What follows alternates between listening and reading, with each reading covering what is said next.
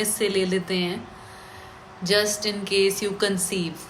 So I have seen so many patients जो बिना doctor की प्रिस्क्रिप्शन के, बिना कोई इन्वेस्टिगेशंस, अल्ट्रासाउंड करवाए अबॉर्शन पिल्स ले लेते हैं as soon as their pregnancy test is positive. So this is a very wrong approach, a very wrong practice. अगर आप ऐसे ही ओवर द काउंटर कर लिया, आपने पिल्स ले ली हैं, तो क्या हो सकता है? मतलब जो हमने पेशेंट्स में देखा है, कई बार क्या होता है, ट्यूब में प्रेगनेंसी होती है. एक होता है बच्चेदानी, एक होता है ट्यूब. तो नॉर्मली जो बच्चा है वो बच्चेदानी में ठहरते हैं, पर कई केसेस में बच्चा ट्यूब में ठहर जाता है. तो अब इस पेशेंट को तो नहीं पता कि बच्चा ट्यूब में ठहर गया है, तो प्रेगनेंसी टेस्ट पॉजिटिव आ गया, ये केमिस्ट के पास गए और इन्होंने अबॉर्शन पिल्स ले ली.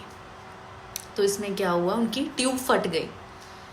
तो जो एक इमरजेंसी है, उनकी ब्लीडिंग होती रहेगी पेट के अंदर.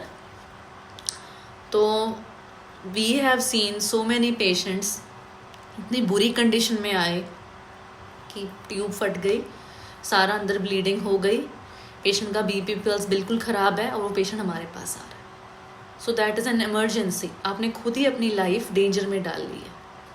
प्लस कई बार क्या होता है कि हाँ, प्रेगनेंसी की अबॉर्शन पिल्स खा ली बिना अल्ट्रासाउंड किए, चलो बच्चा बच्चेदानी में ही था, पर पिल्स खाने का एक तरीका है, एक टाइम है, कितने बार कितनी पिल्स खानी है, क्या है टेक्निक प्रॉपर.